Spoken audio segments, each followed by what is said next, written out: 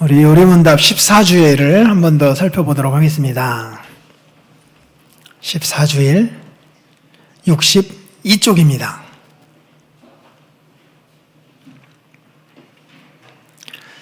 사도신경, 우리 오늘 이 본문 나오기까지 한번 같이 암송해 볼까요? 전능하사, 시작. 전능하사 천지를 만드신 하나님 아버지를 내가 믿사오며 그 외아들 우리 주 예수 그리스도를 믿사오니 이는 성령으로 잉태하사 동정녀 마리아에게 나시고, 여기요, 성령으로 잉태되사 동정녀, 임신이죠. 동정녀 마리아에게서 나시고, 출산이죠. 임신과 출산. 자, 35문. 그분은 성령으로 잉태되사 동정녀 마리아에게서 나셨으며 라는 말로 당신은 무엇을 고백합니까? 시작. 아니 우리 저기 수아가 하나님의 영원한 아드님은 참되고 영원한 하나님이시며 여전히 참되고 영원한 하나님으로서 성신의 사역으로 동정녀 마리아의 살과 피로부터 참된 인성을 취하셨습니다. 그리하여 또한 다윗의 참된 자손이 되고 모든 일에서 그의 형제들과 같이 되셨으나 죄는 없으십니다. 네. 왜 동정녀 마리아에게서 태어났느냐라는 질문입니다. 일단 예수님, 태어나는 메시아는 하나님이셔야 된다라는 거 이미 앞에서 살펴보았습니다. 이유는 뭐였어요? 하나님이셔야 한다. 왜요? 그 죄의 값을 치르기 위해서는 하나님적 능력을 갖지 않고서는 할 수 없는 일이었다라고 하는 거 이미 살펴보았습니다. 동시에 사람이어야 된다라고 하는 것도 살폈어요. 왜요? 사람을 대신해서 사람의 죄값을 지불하셔야 하기 때문이에요. 그러면 사람이 되는 방식이 여럿 있을 수 있잖아요. 자, 이런 거예요. 아담 어떻게 만드셨어요? 하나님이 사람 만드셨는데 뭘로 만드셨어요? 뭘로 만드셨어요? 흙으로. 딱 태어나자마자 애기였어요? 아니, 성인으로. 이런 방식으로 예수님을 만드시면 안 되었나요?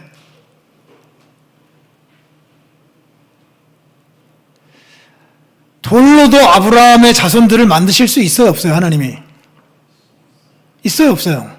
있으시다라고 하잖아요. 그거 가르쳐줬잖아요, 성경에서.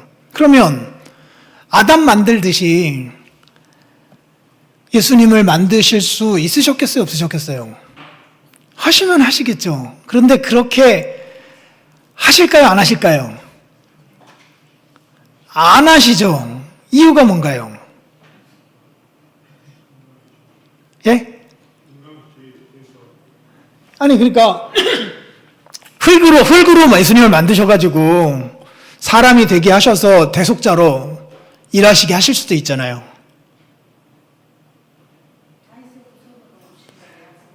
맞아요. 지금 다윗의 후손이 굉장히 중요한 지금 지적이고, 창세기 3장에 의하면 여자의 후손으로 오셔서 뱀의 머리를 상하게 할 것이다라고 했으면 그 여자는 사람이잖아요. 그렇기 때문에 여인의 후손으로 와야 하고요. 주의 약속이 거기에 있으니까요. 여인의 후손 중에 특히 다윗의 후손으로 오시는 이가 메시아가 될 것이다라고 주께서 약속해 놓으셨기 때문에 박혀커세처럼 아래에서 태어난다든지 아담처럼 흙으로 빚어진다든지 이 방식으로 하나님이 만드실 수 있지만 그렇게 안 하시는 거죠. 왜? 주의 약속이 있으니까요. 그래서 오늘 여기에서도 다윗의 참된 자손이다라는 말씀을 언급하고 있는 거예요. 주께서 약속하신 게 있기 때문에 약속을 따라 메시아를 보내신 거죠. 그러면 다윗의 후손이다라고 하니까 그러면 계보가 어떻게 되는 거예요? 예수님의 계보가. 누가 다윗의 후손이에요? 예수님 부모님 중에. 요셉이 다윗의 후손이다라고 어디서 밝히고 있습니까? 마태복음 시작할 때 계보에서 쭉 아담부터 해가지고 다윗 지나서 그 14대 해가지고 그 예수님까지 밝혀지고 있잖아요. 요셉, 예수님. 그렇죠? 누가복음은요, 계보가 좀 달랐잖아요. 거꾸로 올라가는 거였는데, 그 거꾸로 올라갈 때에 누가복음은 대부분의 학자들이 이 마리아 계보로 이야기를 합니다. 그러니까 로마서 1장에 가보면은 뭐라고 말씀하십니까? 한번 가볼까요? 로마서 1장.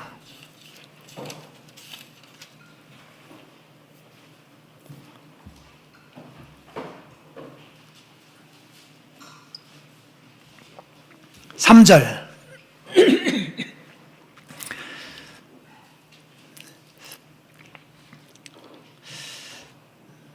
2절부터 보면 이 복음은 하나님이 선지자들을 통하여 그의 아들에 관하여 성경에 미리 약속하신 것인데 그의 아들에 관하여는 육신으로는 다윗의 혈통에서 나셨다라고 한다면 이거를 어떻게 해석하면 좋을까요? 육신으로는 이라고 하는 거죠. 사락스, 그 사람의 몸을 말하는 거거든요. 육신이라는 단어가 죄의 욕망과 관련된 단어로도 종종 쓰이지만 그거는 이제 육신으로는 하나님의 하나님을 거스르는 어떤 것으로 나오잖아요. 성령과 반대되어서 주로 쓰이는 말인데 여기서는 그런 의미로 쓰인 건 아니겠죠. 육신이라는 게 사람의 몸과 관련된 거로 말씀한 거 아니겠어요? 그러면 육신으로는 다윗의 혈통에서 나셨다라고 한다면 물론 요셉으로 해석할 수도 있죠. 왜냐하면 요셉이 어떤 사람의 몸의 진짜 아버지, 몸을 지닌 아버지로서 법적으로 아버지 역할을 자리에 서 있으니까 그렇게 해석할 수도 있지만 몸을 따라서는 다윗의 후손으로 나셨다라고 한다면 그래서 조금 더 구체적으로 몸을 따라 태어난 그 분은 누구예요? 예수님에게 있어서 엄마죠, 엄마. 그래서 아마도 1장 3절에 육신으로는 다윗의 혈통에서 나셨고라고 하는 것이 그 엄마의 계보를 말하는 것으로 해석하는 게 더 맞지 않을까 생각이 들고 누가복음이 이런 것들에 대한 증거가 되겠죠. 자, 그러면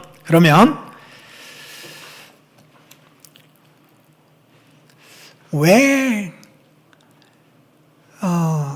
하나님께서 예수님을 출생시키시는데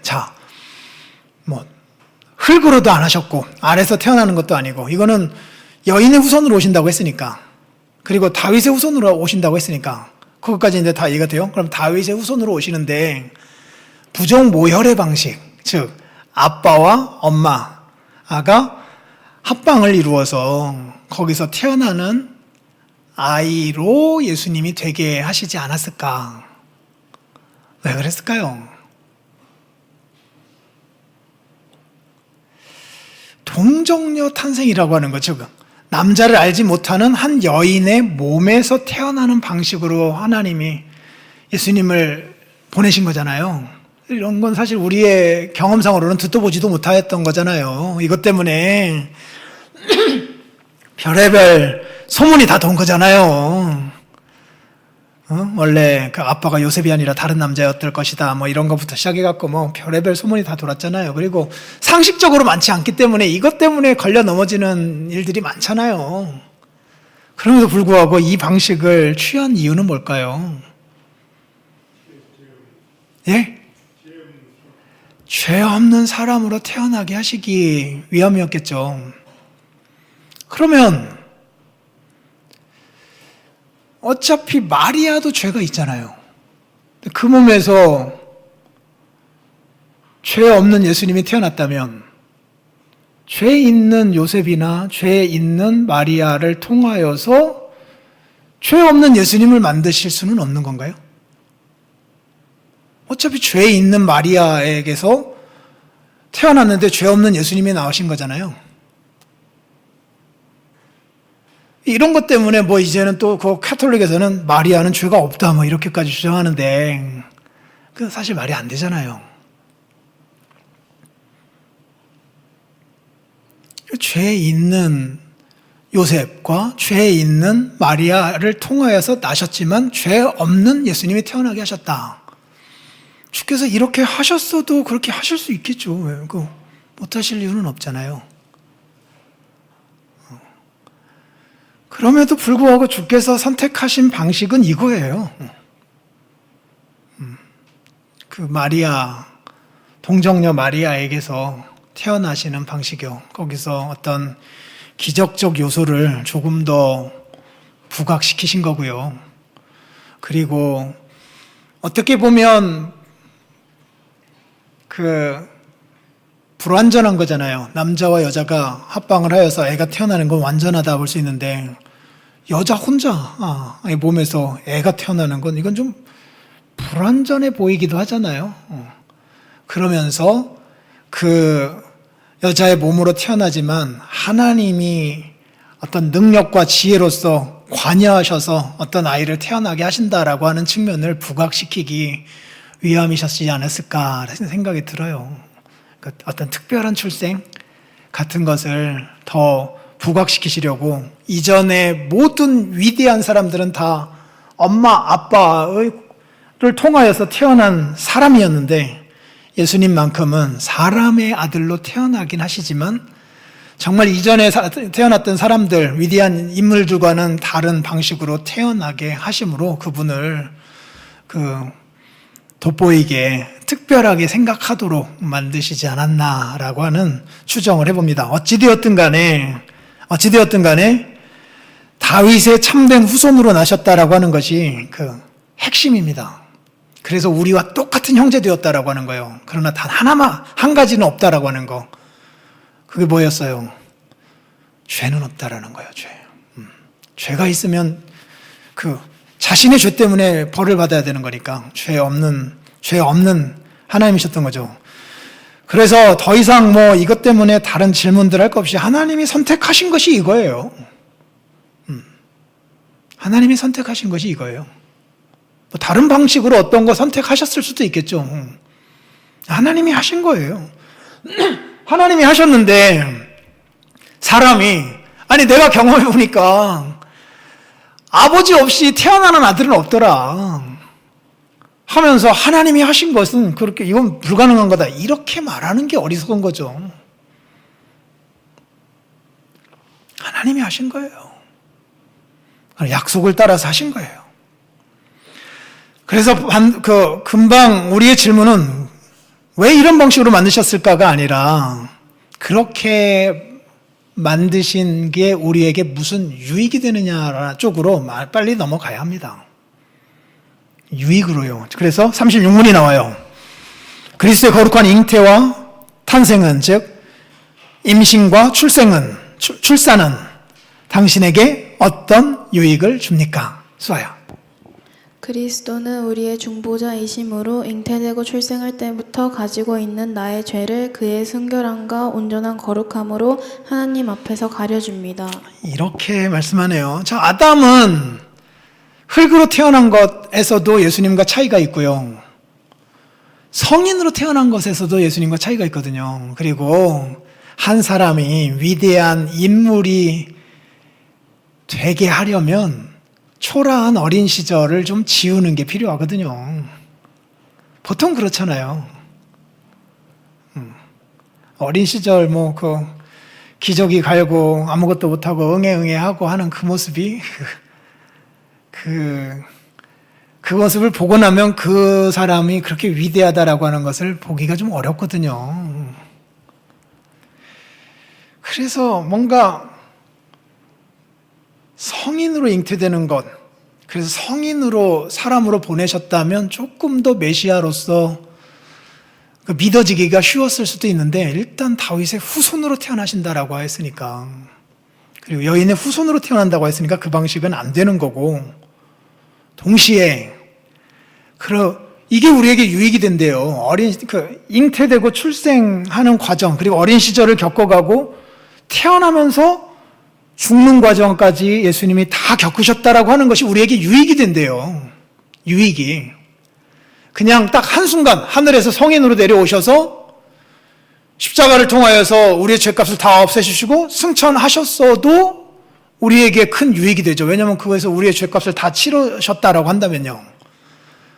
그런데 태어나면서부터 죽을 때까지 사람으로 태어나서 사람으로 어린 시절을 보내고 사람으로 성인이 되어서 사람으로 죽기까지 하신 모든 과정을 예수님이 겪으신 게 우리에게 유익이 된대요. 어떤 유익이 될까요? 일단 히브리서에 의하면 어떤 유익이에요?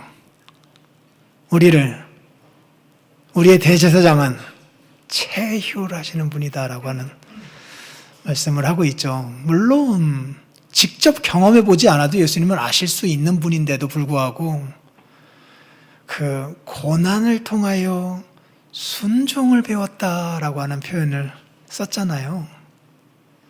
진짜 사람으로 태어나서 그 연약함 가운데 살고 죄의 유혹 가운데 살고 어린 시절의 그 약함 같은 것들을 직접 경험하고 사람으로서 세상 사람으로부터 이런저런 모욕을 당하고 사람으로 태어나서 죽는다라고 하는 것이 무엇인가를 직접 경험하고 한 이 모든 것들을 다 겪으신 분이 체휼해 주신대요. 체휼. 그러한 복이 우리에게 오고요. 동시에 오늘 요리분답에서는 죄의 문제를 조금 더 부각시키는데 잉태되고 출생할 때부터 죽을 때까지 가지고 있는 나의 죄를 거기서 자유로울 수가 없잖아요. 잉태될 때부터 죽을 때까지 한순간도 죄로부터 자유로울 수가 없는 게 우리들이잖아요. 그래서 태어나는 순간부터 잉태되는 순간부터 죽을 때까지 지었던 죄를 잉태되는 순간부터 죽을 때까지 죄짓지 않고 하나님 앞에 의롭게 살았던 주님의 의로 이렇게 덮어주는, 대신해주는 일을 하시기 위하여 그 태어나는 일부터 시작하셨대요. 그렇게 묘사하고 있어요. 그러니 철저히 그리스도의 성육신은 우리를 위한 거다라고 하는 거, 우리를 위한 거다라고 하는 것을 다시 한번 확인할 수 있습니다. 자, 마쳤습니다.